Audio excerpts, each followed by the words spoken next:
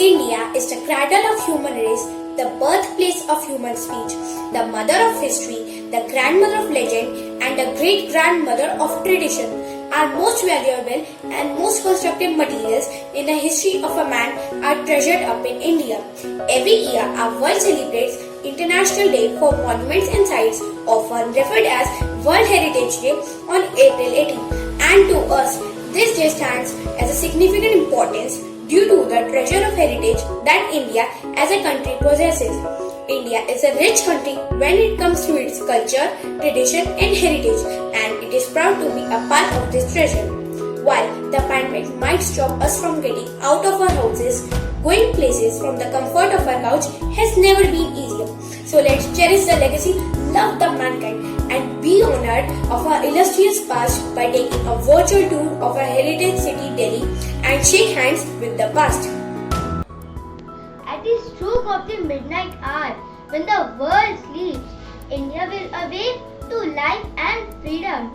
This historic speech marked India's independence from British rule and simultaneously made the Red Fort in Delhi a politically significant monument which now acts as the setting for the Independence Day celebrations each year. However, the Red Fort has been strategically important monument through the ages. The Red Fort, also called the Lal Killa, is a historic fort in the city of Delhi that served as the main residence of the Mughal emperors. It was built by Shah Jahan in the mid-17th century. The fort's massive red sandstone walls, which stand 75 feet high, enclose a complex of palaces, entertainment halls, projecting balconies, indoor canals, and geometrical gardens, as well as an ornate mosque. With a circumference of almost 1.5 miles, the fort is an irregular octagon and has two entrances, the Lahore and Delhi gates. It was also from its ramparts that the first Prime Minister of India, Pandit Jawaharlal Nehru, announced to the nation that India was free from colonial rule. Every year on India's Independence Day, 15th August, the Prime Minister hoists the Indian tricolor flag at the fort's main gate and delivers a nationally broadcast speech from its ramparts. The Humayun's tomb is named after the Mughal Emperor Humayun. It is situated in Delhi. It was commissioned by his wife Empress Begum in the year 1558. Its construction started in the year 1565 and got completed in 1572. It cost 1.5 million rupees in the tomb's construction. This tomb was designed by Miraq Mirza Ghiyas and his son. This magnificent monument was declared a UNESCO World Heritage Site in the year 1993. India Gate is a war memorial located facing the President's House in Delhi, the national capital of India. It was built to honor the soldiers who died in the First World War. Tourists like to visit the India Gate post thus to have an illuminated view of the monument. This monument stands on Red Bharatpur stone and reaches a height of about 42 meters. Beneath the India Gate lies the Amar Jawan Jyoti in the memory of the fallen soldiers. Amar Jawan Jyoti was inaugurated on 23rd Republic Day in 1972 by the Prime Minister of India. The architect of India Gate, Edwin Lutyens, had designed 66 war memorials in Europe.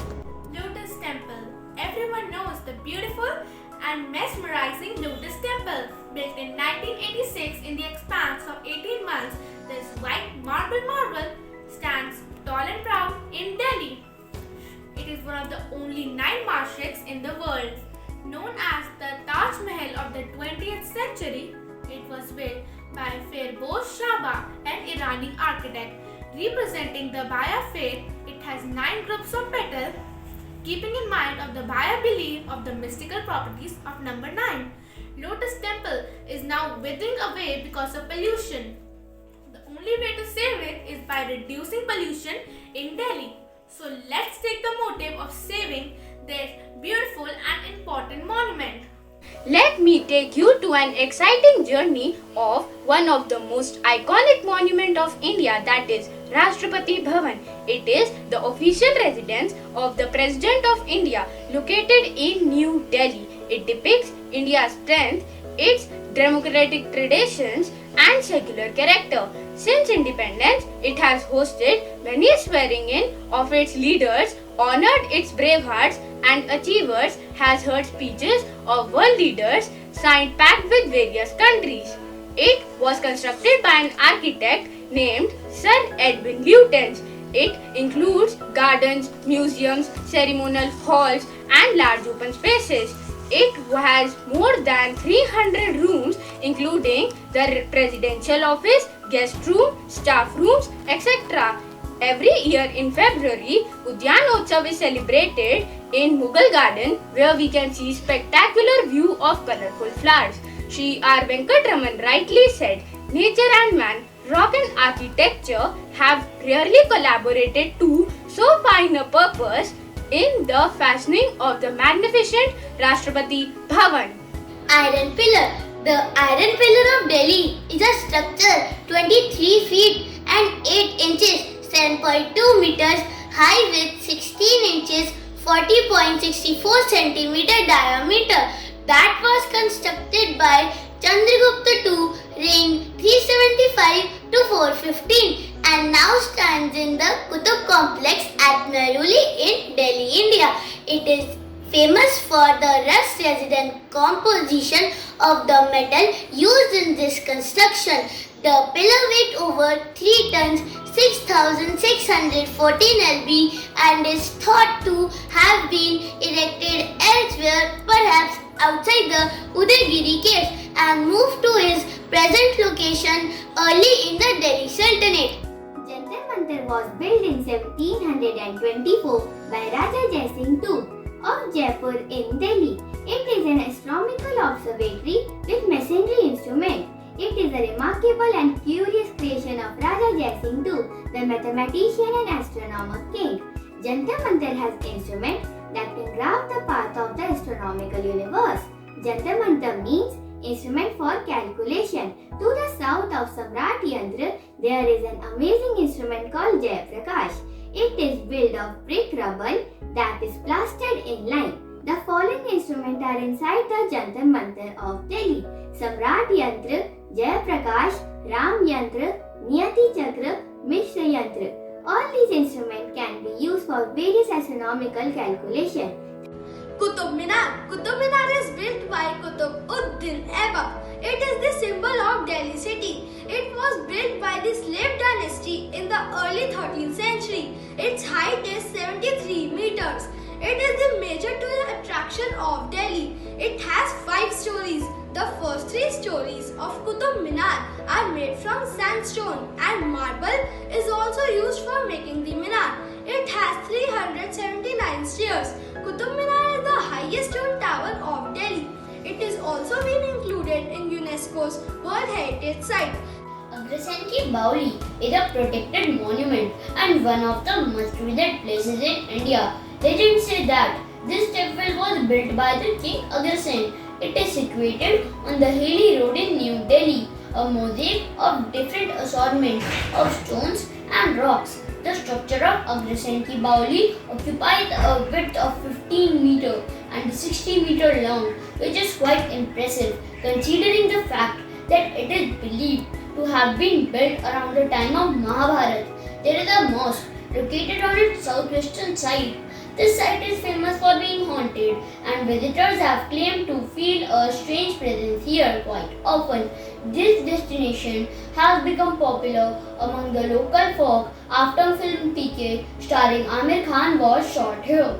Sri Radha Parsathi Mandir, generally known as ISKCON Delhi Temple, is a well-known Vaishnav temple of Lord Krishna and Radharani in the form of Radha Parsathi. The temple was inaugurated on 5th April 1998 by the then former Prime Minister of India, Atal Bihari Vajpayee, in the presence of former Chief Minister of Delhi, Sahib Singh Verma and Sushma Swaraj. It is located at Hare Krishna Hills near Nehru Place in the east of Kailash area of New Delhi, India.